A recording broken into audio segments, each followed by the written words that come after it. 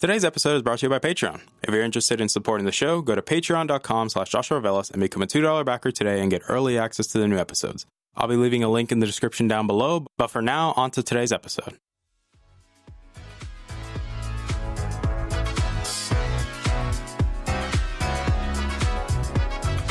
You're listening to the Augment Experience podcast. I'm your host, as usual, Joshua Velas.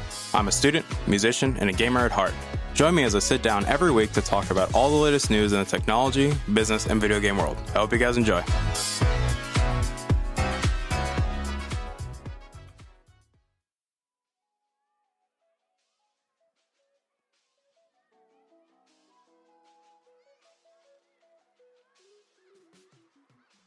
All right, everybody, welcome back to the show. My name is Joshua Velas. I am your host as usual, and obviously welcome back to the show. Today is Wednesday's episode number 70 of the show, and we are doing a real talk, and this one definitely won by a landslide because you guys really wanted me to talk about it. But like I also preferences, we're not doing this alone, but we'll get to that. So why are we doing a real talk over relationships? And it's always a big question, especially for people in my age group.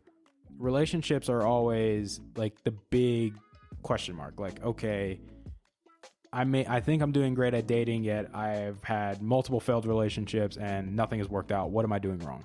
And this is a question that a lot of people that I look up to and a lot of pastors that I look up to, they've asked this question because it's, for young adults, it's definitely a big question mark because we're not getting better at this.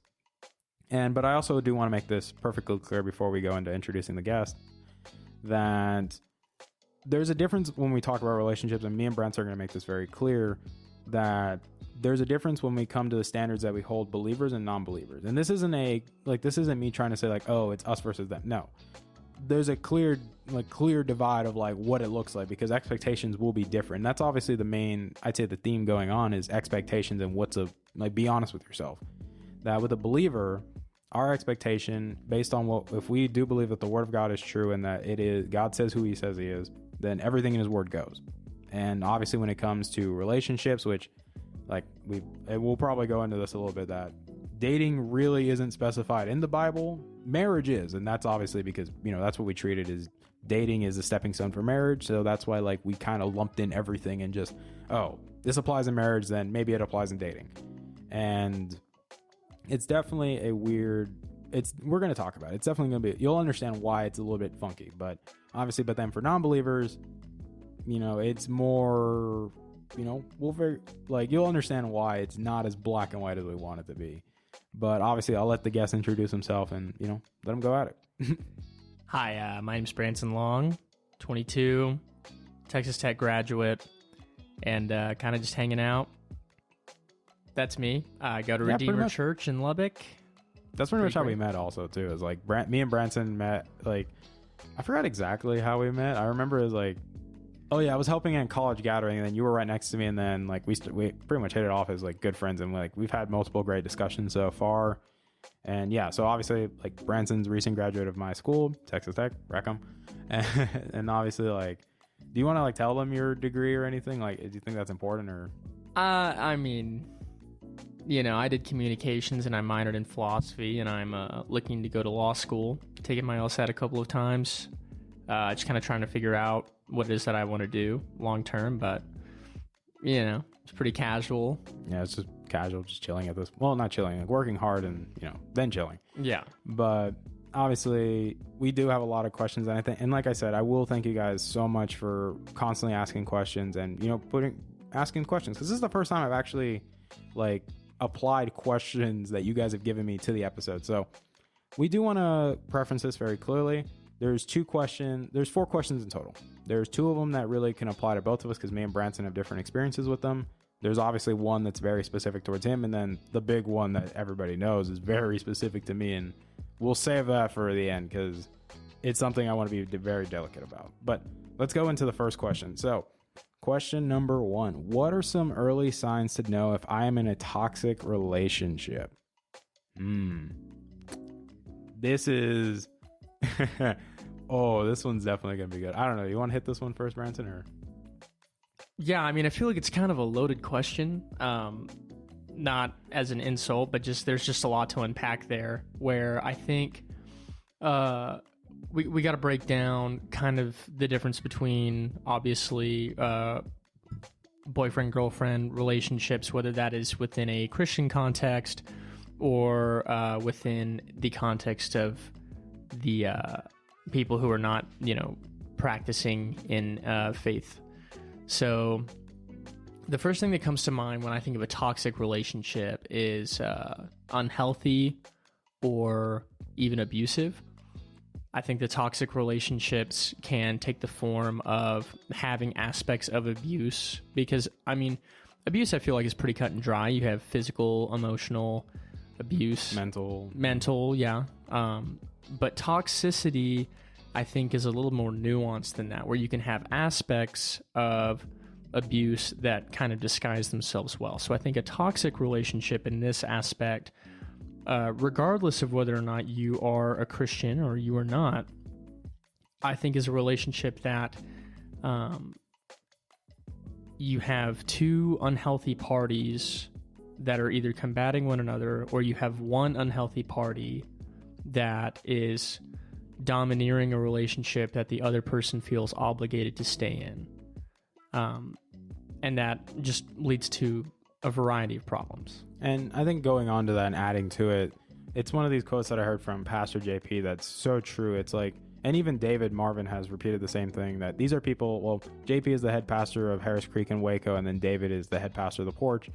And the quote that they always like using, and I so much agree with it, is like, your relationship is only going to be as healthy as the unhealthiest person in said relationship. And that's really good. Yeah.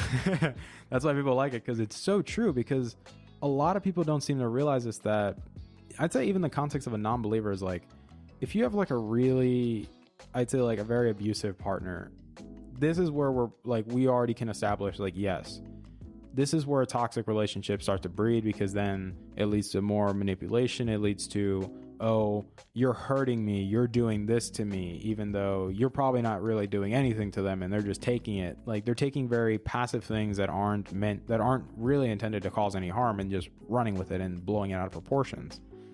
And, I think that's why David and them have made this very clear as well, is that this is also in the context of believers, because, if a believer dates a non-believer, then, you're already in this position where we're very unequally yoked.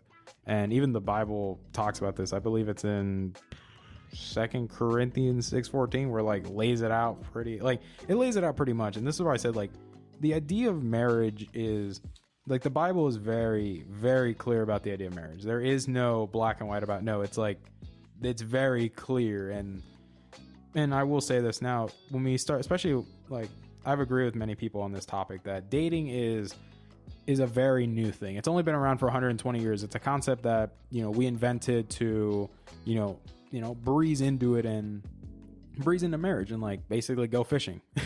I think that's pretty much the easiest way to think about it, is going fishing to find the person that fits you, or has qualities that you want to get married to. So as a culture, and especially as a society, we've really just applied this. But if you take note, we're not getting better at this. This is something that a lot of people don't realize, that we're not really getting better at dating. We're not. We're getting much worse. People are getting married at a much lesser, I'd say at an older age, which I'm not saying that's wrong, because I like the idea of young marriage. If you're ready for it, go for it, Godspeed. But at the same time, we're not getting better at this. Marriages aren't lasting as long anymore. And so something is wrong. And some people are saying we should just go back to the way things were back in the old days. And I'm like, maybe they're right. Maybe some people obviously argue with that, because they're like, oh, oppression of women, and think, no, that's not what we're referring to. But maybe there's something that people back in the day used to do that is the reason why healthier, longer lasting relationships hung around. And it's kind of crazy when you think about it, because you hear people talking about being married for 60 to 80 years, and I'm like, holy cow, that's and people are like, oh, my parents only lasted for 2 years or 5 years. Or I'm like, wow, it's crazy to think about. It's crazy to think about. And, when you think about it really, and this is before going into what 2 Corinthians says, because I already have it pulled up, that if you think about it realistically, when you get married to somebody and you're at the ceremony and you guys are at the altar, there's a reason why they still kept something in the ceremony that's called, oh, and now you can kiss your bride. Because back in the day, people didn't kiss their bride until the day they got married. Until, like, they never kissed them or interacted until the day of that marriage, until the day they were at the altar. And then obviously nowadays it's like, oh, you may not kiss your bride. Oh, this is like, yeah, totally. Now this is something special. And like totally the other 77 or 700 times didn't matter. And it's crazy because it's like. Yeah, but I also think that there was a big cultural stigma with that where people were very much looked down upon. And obviously things like sex and promiscuity or whatever were things that were kind of hush-hush. But they were also things that went on, which is going to happen.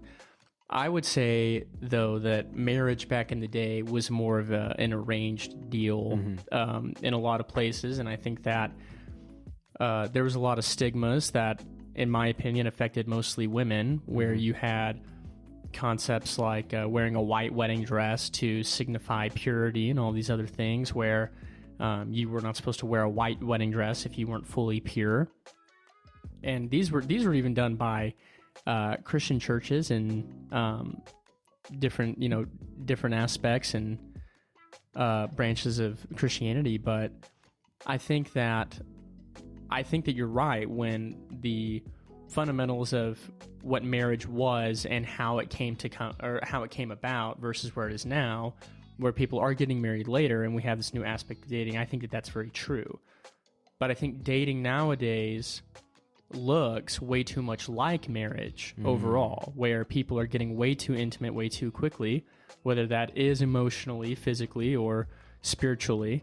And with that being said, though, I think that a dating relationship should look way more like a friendship between Christians, or really anybody, than it should look like marriage, because there is no real commitment. You are not saying, I am with you, I am yours, take me as I am. It is, there is no contract, there is no stake in the game, really, in a dating relationship. There's just not. That's what a marriage is supposed to signify, is two people coming together before the eyes of God, signifying, or as almost a metaphor, or not to become one. Yeah, to become one. It's a reflection of the relationship between Christ and the church, which exactly, yes, very much so. That's why even the Word of God says, like, for believers, and like I said, this specifically applies to believers. It says, "Do not be unequally yoked with unbelievers. For what partnership has righteousness with lawlessness, or what fellowship has light with darkness?" And a lot of people, when they hear that, they're like, well, what does it mean to be equally yoked? Like, are we talking about, like, I need somebody that's equal to me, that's the exact same as me? No, that's not what that means. It's saying that in the terms of believers, what that means is you need to be running so hard after Jesus that you find somebody that's running just as hard after Jesus, or at least running after Jesus to begin with. Like, yes. That's the whole point, is like at least somebody running after Jesus, at least. Like, so my understanding of that text, I used to think that it was just exactly as you said, running after somebody who's the exact same as you. Like, well, if this person doesn't understand theology and doctrine as well as I do, then I can't date that person, which is really silly. Yeah. But I would say that if you were a Christian, it doesn't make sense for you to date somebody who's not a Christian, and then vice versa. I mean, if you are listening to this and you are not someone who is practicing faith or practicing in faith, it doesn't make sense for you to date somebody who has a completely different belief system than you, because, fundamentally, how is that going to work? You have two people with completely different lifestyles, fundamental views, even ideologies, to where your moral compass and your aspirations are rooted in completely and fundamentally different things. Yeah, and obviously, like, for believers, like, that's the reason why they tell us don't missionary date. Don't do that, because it's not going to work the way you want it, because you cannot. That's basically you trying to place the salvation card on yourself and saying you are the savior, when in reality you're not. Like, we're all broken, imperfect human beings, and the only savior is Christ, because he was the only one who's perfect. And that's why they always say when you're dating, you both should be running hard after Jesus, so they help each other grow, so that when when you date, it's going to be for the intent of marriage. Like, this is going to the altar. Like, that's where, and I agree with you on Branson on that part, where it's like, you know, nowadays we just seem like we're treating dating as marriage. And it's like, I think that's where the root of the problem is going to really, where it lies, is that we seem to be treating it too much like marriage, and it goes in unhealthy directions. And there's the polar opposite to this, is we're dating just for either some kind of societal status or just to fool around. Just cause. And so that's very dangerous as well too. Exactly. Right. So I think that, yeah, dating, you shouldn't be dating someone if you don't see yourself potentially marrying them, because that is what dating is for. And again, this goes for, it doesn't matter if you're a believer or not. You know, I mean, even if you are not practicing in faith, you should not be dating somebody if you don't see yourself marrying them, because you're just either stringing them along or you are fooling around and wasting everyone's time. Yeah, and I think casual dating, this is kind of one of the reasons why I say, like, our generation, and this isn't just our generation, it's just in general, like, we're getting worse at this because we rely on casual dating, and then we realize it doesn't work, and then you get hurt in the end. And it's like, you know, like, you're just it's kind of like the same thing, like, you're just holding an empty bag every time. And it's just like, you know, like, oh, we're casual dating, we're not really doing much, but I'll gladly make out with that person on like the second or third date. Like, you're basically going in that direction, and it's like, like, it's only casual, and I'm like, it's casual, you're gonna get burned in the end, and you're gonna be complaining why you got hurt. And it's like, you know, you caused your own problem, because casual dating it's such a bad thing, because it really leads into like the next question that we're gonna ask in a bit, where it's so crazy that we kind of think about it like this, and a lot of people don't seem to realize it. But I do agree that in this sense that, yes, in the whole aspect, when we talk about dating, and it's like, dating is such a new concept. It really is a brand new concept that's only been around, like I mentioned, only 120 years.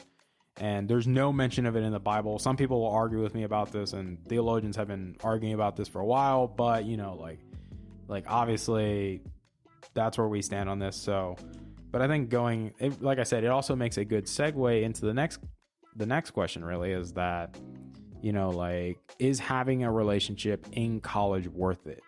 And, you know, I don't know. Do you want me to try to tackle this one first, Branson, or do you want? Okay, so obviously I'm taking this one. What do I think about having a relationship in college? And I think the main, I'll respond to that by asking a question is, you know, are you planning to get married soon? You know, like, do you like see yourself realistically, like, in the next 2, 3, 4 years wanting to marry that person? Do you see yourself asking that question? And if not, then my answer will be no, because why are you gonna, I wouldn't say cause a distraction, because like I said, it's very, like, especially as a cultural thing, it really goes into like a weird, like, I'd say from my culture, because obviously Hispanics, you know, family is a very big thing, and family is a big motivator for us. And a lot of people, when they date, it's a motivator for them. Like, for me, like, this is my personal experience. When I dated, to me, it was a motivator to help me keep going forward and, you know, keep pushing, because it's like, look, there's somebody not really depending on me, but there's somebody that wants me to succeed and wants to see me do better.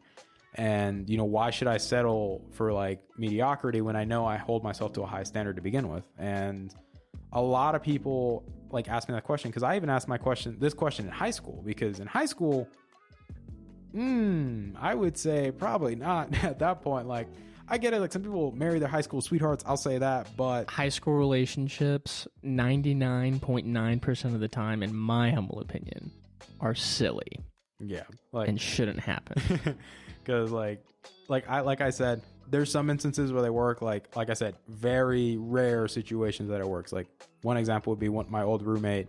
Him and his girlfriend have been together for 6 years, and they're both sophomores in college. So they've been dating throughout high school. So congratulations to them. They made it work, and they're probably going to get married soon. But, you know, like, you get what I mean? Like, it's a very rare thing, and don't bet on it. Like, don't believe that you're the exception. Like, oh, but I'm the exception because we've been together for this long, bro. Be very cautious, because don't push your luck at that point. Yeah. And my reason for saying that I think that high school relationships are kind of silly is because if you follow the maxim that you should not date unless you're dating towards marriage or for the intent of marriage, you also shouldn't start dating until you are in a life stage where you could see yourself getting married realistically. And there are a lot of factors like maturity and economic well-being, stability, things like that, where if you cannot pay your own rent or bills or anything like that, you don't need to be looking at wedding rings, and you don't need to be considering about marriage or even really flirting with the idea of dating, truly. And that goes for high schoolers especially, but also in college. I think that later in college, when you are looking for career opportunities and you have things lined up, that's not a bad time at all to start a relationship. I think that perhaps freshman and sophomore year could be a time to really find out who you are, what you like to do, and wisen up and mature, whether you're a Christian or not. But I also think even in the aspect of what the Bible has to say, just putting on the armor of God and continuing to go out, make disciples, and bring God glory, that first and foremost is our number one mission as Christians. We want to make God's name known, and we want to be the most satisfied in Him, because when we are the most satisfied in Him, that is when He is the most glorified. So if it is the most glorifying to God to be in a relationship, that is when you need to look at a relationship. And if you are in a state where that is not going to be the case, then don't pursue one. Yeah, and I think like going on to that, because a lot of people, like when we mention maturity, maturity is definitely the idea that a lot of people kind of throw around, because some people are like, oh, you're only considered mature when you start paying bills or you start doing this. But I'm like, no, like that's not what it means, because if you look at the dictionary, definitely doesn't, like, I don't, like when I look up the word maturity, it does not say anything about like financial stability or anything. No, it's it's implied that you should look at it that way, but that doesn't mean it's right. And maturity really falls in line of being comfortable in your own skin and being, I'd say, more self-aware of not only what you like, your flaws and everything like that, but at the same time, like understanding, like not being so focused on yourself and like think about the bigger picture. And I think that's what a lot of people don't seem to think, because when you're dating, it's not just you anymore. And the same thing goes for marriage. It's not just you, it's both of you, and it's a partnership. It's a, I wouldn't say it's agreement, but it's more of a unity, because you're working together towards a common goal, which in the eyes of a believer, as believers, yes, your common goal is Christ, and to pursue Christ, and to build a family, and show your children the gospel, and like help them grow in Christ, and then present the option to them, not force it on them, but help them grow in that direction. But at the same time, you two would help each other grow and hold each other accountable, because that's why I say community is such a great thing for singles, because it helps you so much, because it shows you what it looks like to have accountability, so that when you get married, your community lets you go and you go out and be with your partner.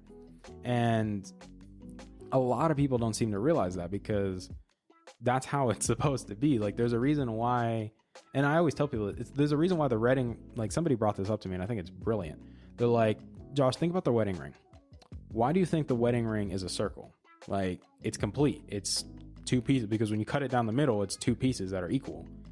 And you can't have a ring with just one side. It's a whole ring. Like it's for a reason. It's circular, it's consistent, it's constant.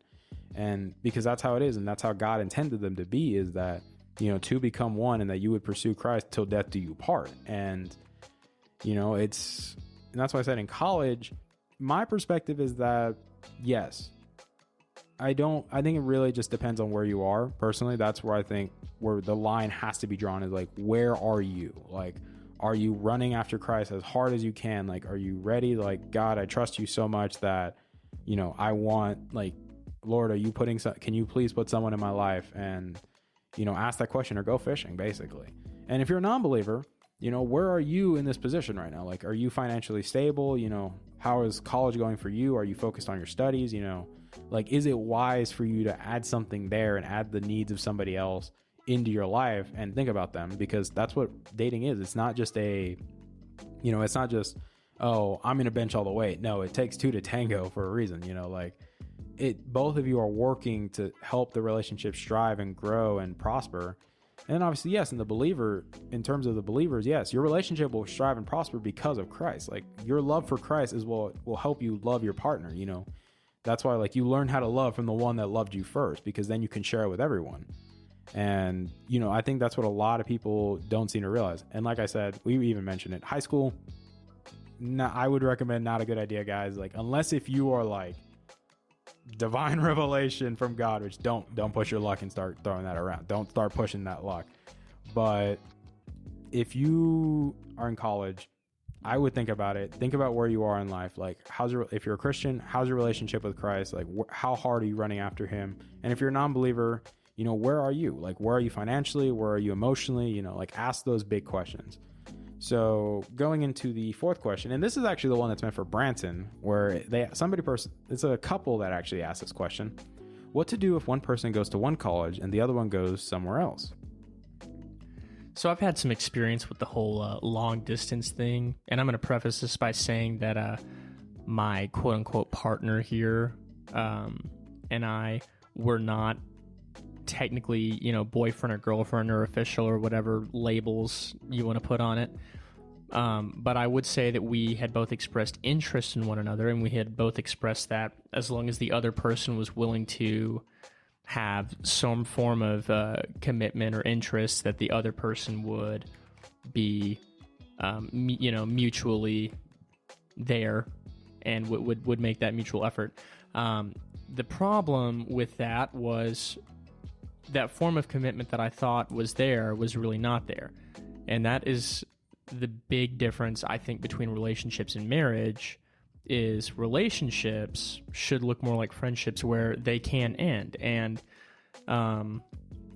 people can move on, and there really isn't commitment there. So we'll start with that. The second thing that I would say, though, is if y'all are dating, I don't think that you should let space necessarily ruin what y'all have going on. On the contrary, I think that it can be really it can actually strengthen a relationship if done well. My advice would be to ensure that the relationship remains healthy. There has to be good communication. There can't be too much, there can't be too little, because you don't want to nag the person and invade their space. At the same time, you want to make sure that boundaries are set, and you also want to make sure that there is ample time that y'all are able to check up on one another, see how each other's days are going, or weeks, or what y'all have been up to. There also has to be trust. I very much think that if you are worried about that other person and you don't think that you are going to be able to trust them if they're far away and you can't keep tabs on them all the time, that's something that very much needs to be addressed. I also would say that if you find yourself worrying about whether or not you're going to remain interested, or whether or not you really think that this is going to work, then I would also say that those are things to definitely consider and talk about. But I definitely would not be an advocate for worrying so much about distance that you are to terminate a relationship. In my own circumstance, though, it ended poorly because I think that there were promises and expectations that were not met, but they also were not very clearly communicated beforehand. So do not set unrealistic expectations, but do set expectations and communicate with them. And also, and this is the final thing that I was going to say, also ensure that you both are on the same page before making any steps, right? So communicate, hey, I'm going to move. This is what I'm going to do. These are my expectations of what I'm going to do. And these are the expectations that I have for you in order to try to make this work. But you're also, again, you're not married. You don't have a quote unquote commitment, but you have a level of faithfulness to trying to at least make this work, which I think is commendable.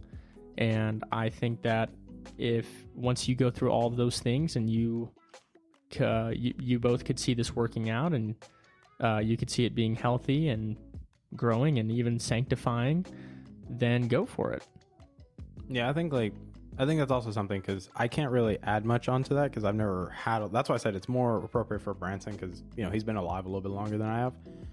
But I think to me, and just adding on to it is like communication is something that I just feel like we're just not that good at. Like sometimes as guys, like we don't make what we want very clear. Like we're kind of brute sometimes. Like let's be honest, like we're kind of dumb sometimes. Like we sometimes don't like. That's why sometimes girls say use your words, and because sometimes we don't really express ourselves fully, and sometimes we don't make ourselves clear, even though we're the ones that are supposed to be considered the one initiating and leading the conversation.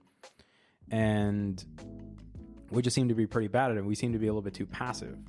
And there's a great book that was written that somebody had showed me talking about like, men are naturally going to be passive because of what Adam did, like because of Adam's passive. Is it called Wild at Heart by John Eldridge? I'm not so sure. I think it's called I think it's something like The Silence of Adam. I have it on my notes. It's like, let me see if I can find it. I know I had it The Silence of Adam. There we go. That's what the book is called, The Silence of Adam. And it basically makes a biblical argument that men are naturally passive because of what Adam did in the garden. And I think it has a lot of ground to stand on, to be honest. And because it makes sense. It's like we're not being good at communicating what we want.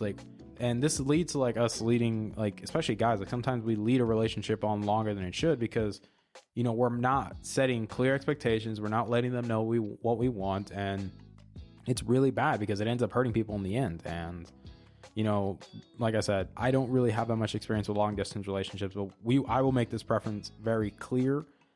If you ask this question because you're thinking you should break up, don't do it because of that reason. There can be many, because then that's a really, like, I'm being honest, that's a very bad reason to think about breaking up if you think long distance. Because like I said, it can't work because boundaries are naturally set regardless, because you can't have physical interactions because, boundaries. But at the same time, it's like, I would be mindful of like, where are you, like it revolves around the whole thing of like, what are your expectations? Do you see yourself marrying this person, and is the wait worth it? And, is it, because if it is, then you will patiently wait, you'll be faithful and you'll wait and you'll still be there. You'll interact and have healthy discussions, and, like it will prosper. And whether this be for believers or non-believers, like the same thing goes, because like I said, if you're a believer, your relationship is dependent on how much you love God. If you love God more than anything, you're going to love your partner incredibly because God loves your partner more than you'll ever love them. So, it goes either. And same thing for the non-believers, like, you love your partner so much that you're willing to like make compromises and make, that's kind of the whole thing of like even marriage is compromising. Like you have to learn how to compromise because it's no longer just one person's decision. It's not just your decision. It's both your decisions. Like both of you guys get to make a choice. And I just think a lot of people, I wouldn't say a lot of people, I just think reality, we're just not that good at it. And obviously we have one final question, and I don't know, do you want to ask this one to me, Branson? Because it's going to feel weird reading it to myself. Like, I mean, yeah, I just know that you have recently gotten out of a relationship, and I mean, this isn't so much of a question as it is, would you like to kind of open up about that and share your experiences? So obviously Branson already knows because I've shared with him many times, and I've prayed about it multiple times with my mentors and pastors. And I will say this from the very beginning.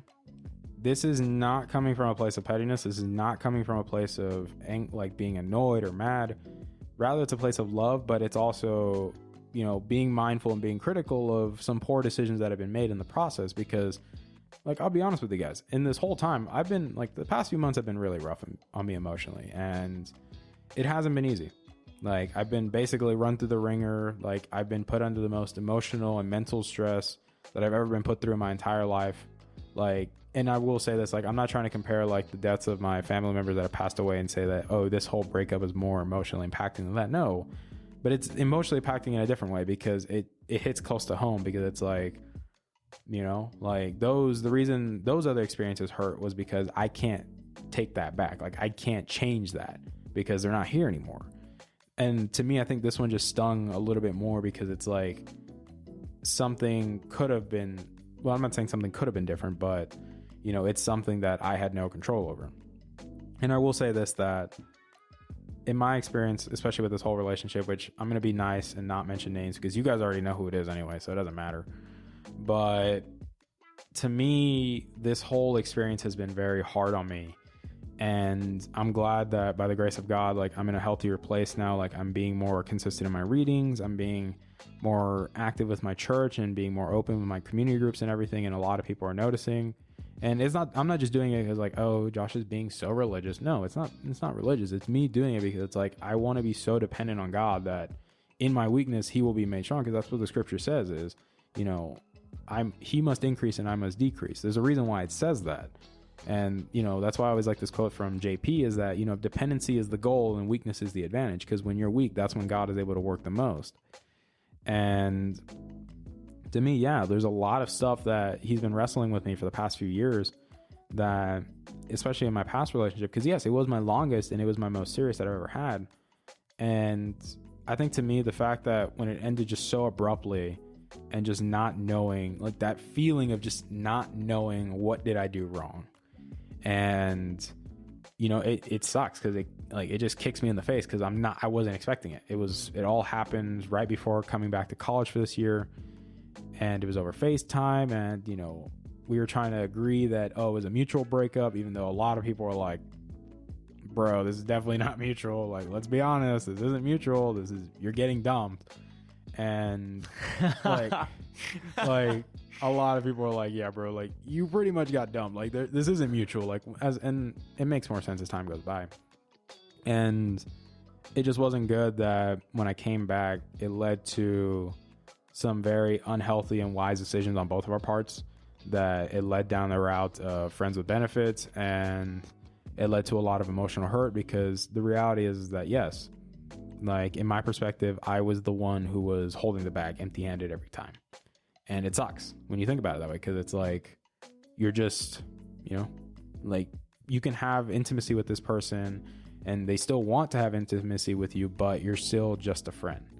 And it sucks because like their needs are being met, but then I'm just the one that's being with the bag empty-handed every time. And I think, that's what stings the most, is because when you think about it, it's like, you're holding a bag empty-handed every time, and that bag just keeps getting bigger and bigger and bigger and bigger. And the reality is, even as a believer, that sin's going to take you farther than you want to go. It's going to make you pay a price that you don't want to pay. And then when you're at the very end of it and you realize you messed up, it's too late.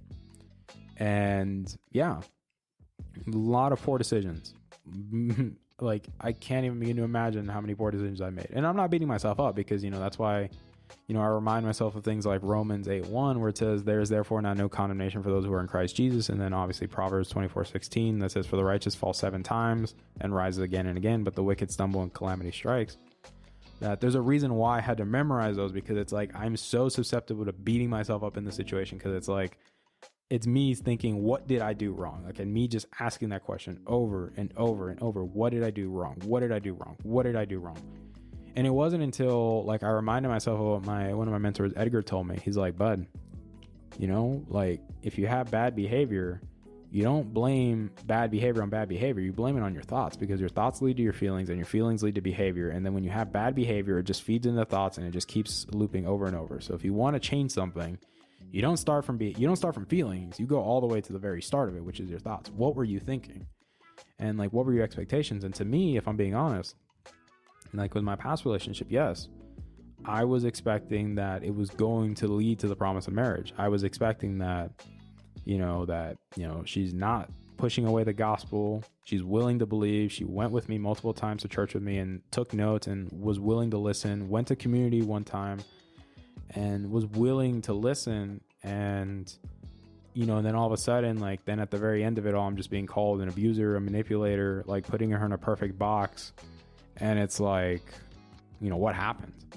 And it's kind of hard because recently I started looking at some of the Snapchat chats from when we first started talking and flirting, like in 2018.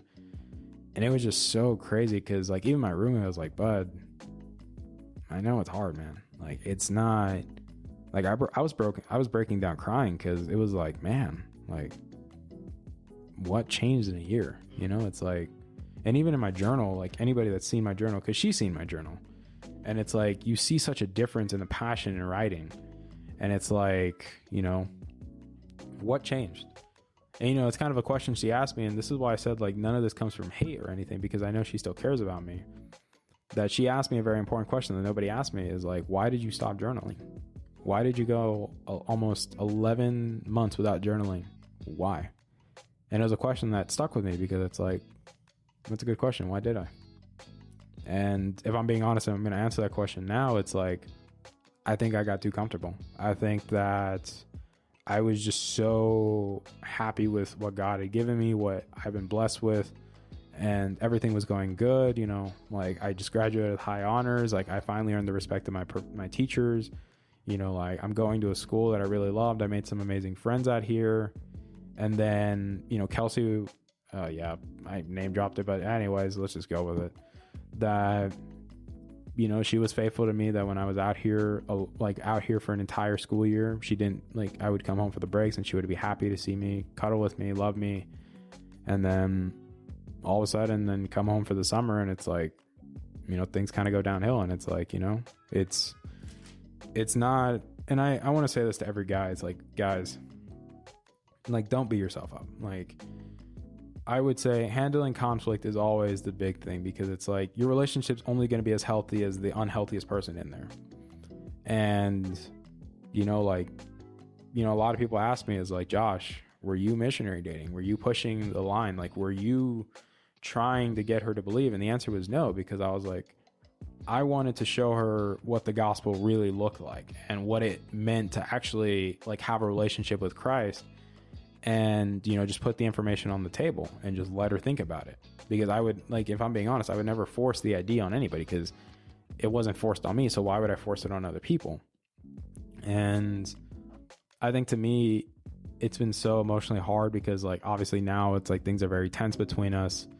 You know, like, it's leading to a lot of pettiness. Like, not, like, I'm being honest, not from my side, mainly from the other side. But not being mean, this is being objective and being honest, because I have no reason to lie to any of y'all. I really don't. And it's just going down a path that it's been very toxic. It's been very unhealthy for me. It's for, not just for me, it's for both of us, really. Because it's like, you know, like there's already a lot of negative stigma towards me from her party, and my party is just like, hey, we care about you, we're thinking about you, but you need to understand, like, look, what you're probably thinking is not right, and you need to work things out for yourself and work and like let God work in your life. And, you know, yeah, there's a lot of unhealthy decisions from both of us. And obviously at this current day and age, more very poor decision making coming from one side, but that's a whole different thing. But I think, to me, I'm, like I said, I'm not mad. I'm just in this weird place where it's like, I'm not saying I don't know what I want to do, but it's like, you know, like, what is God telling me to do in this situation? And it's like, and I'll preface this now, ghosting is very wrong. Don't, like, I'm telling you this for anybody that's in the similar position, do not ghost people. That's very wrong, like very, very wrong. But I do believe that there needs to be some clear space and boundary that needs to be given between us, because, you know, if we're going by the assumption that I'm the one considered hurting her, then, you know, like, then there needs to be some clear distance. And, you know, like I said, I still care about her. I still think about her. I still pray about her.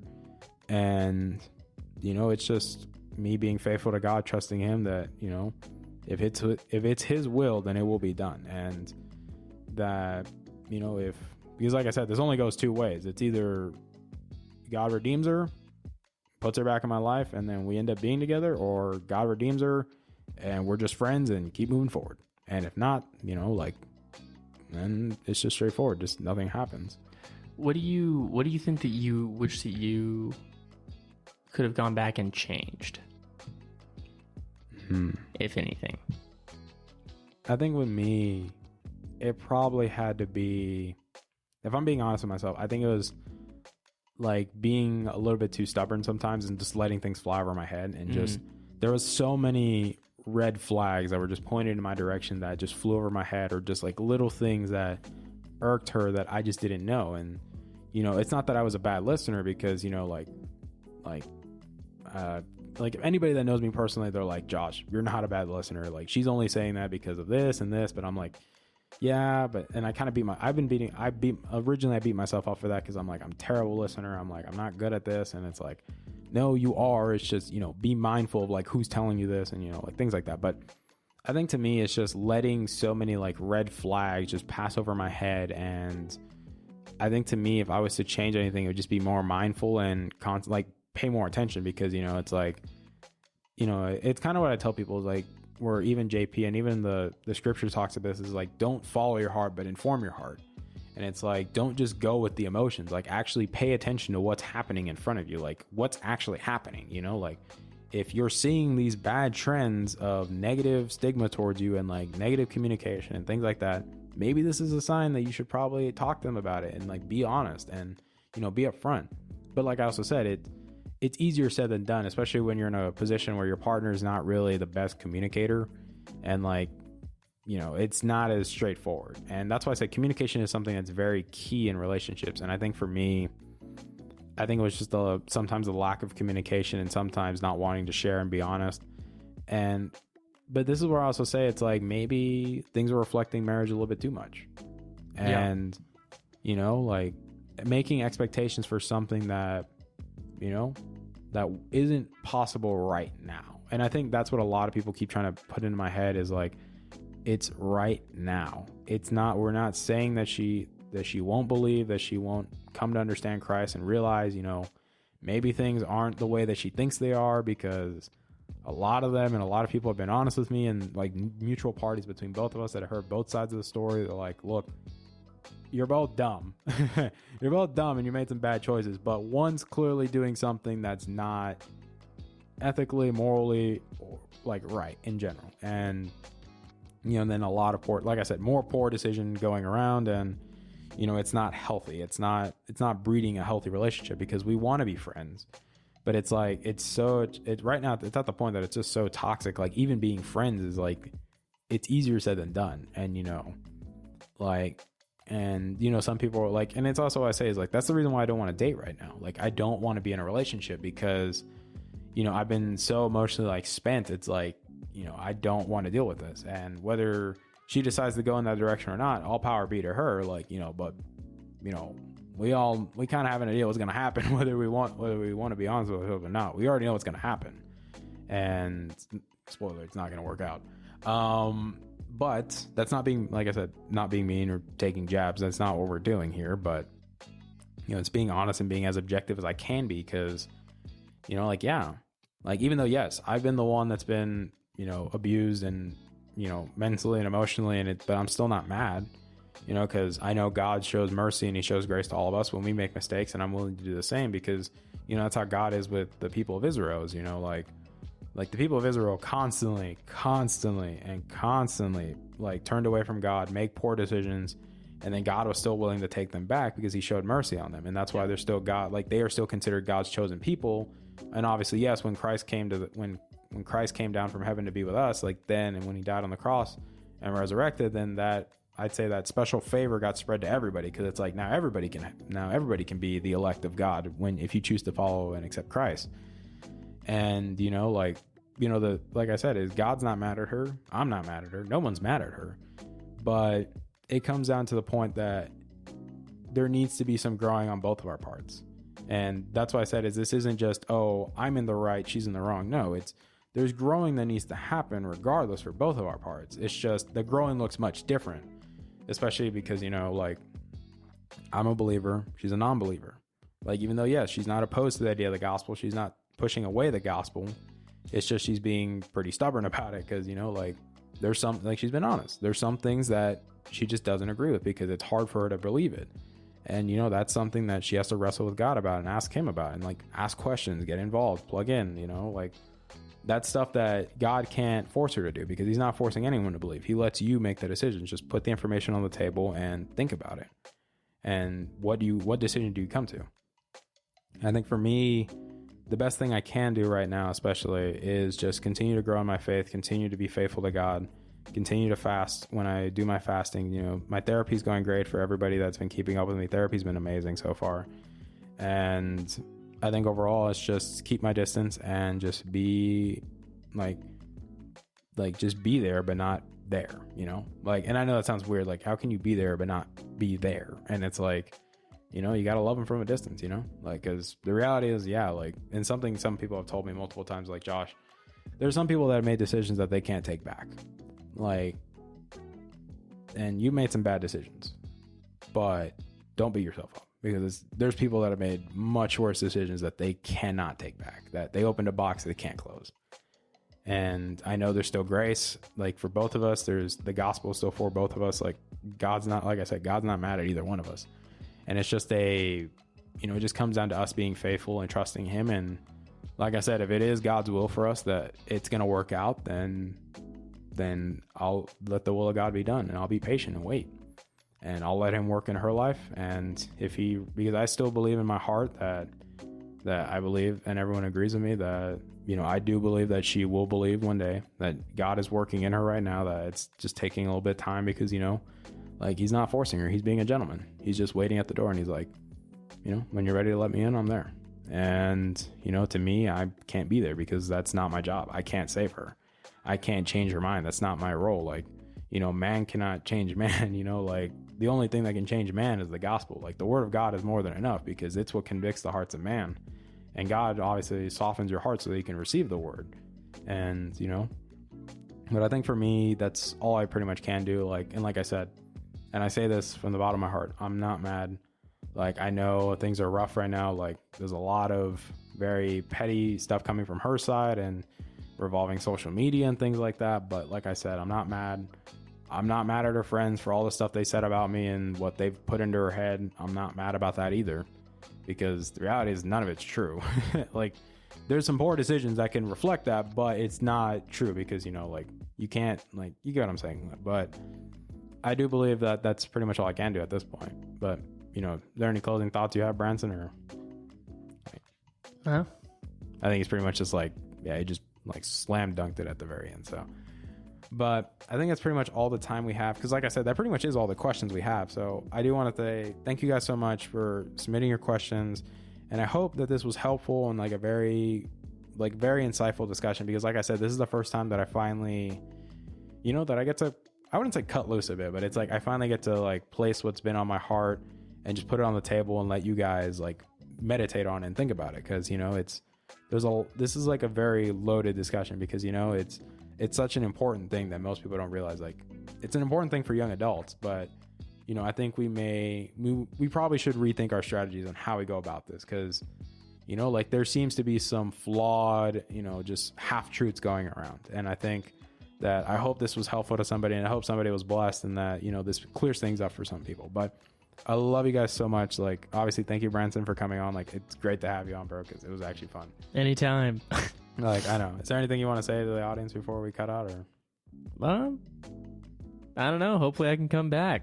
It's a good time. Like, I really liked it. But I love you guys to death. Have yourselves a wonderful week, guys. I'll see you guys on Friday for the episode. Obviously, yes, we're going to be talking about the MacBook, because I got a lot of things to talk about that. But anyways, I know I'm going to have fun talking about that one. But I love you guys to death. Have yourselves a wonderful week. Bye, guys. Hey there. Thank you for listening to today's episode. I really appreciate it. Thank you guys so much for taking time out of your day and listening to today's episode. If you're interested in supporting the show, whether it be financially, clicking the follow button, or just sharing the episode, it all works for me, guys. Thank you guys so much for your time, and I love you guys to death.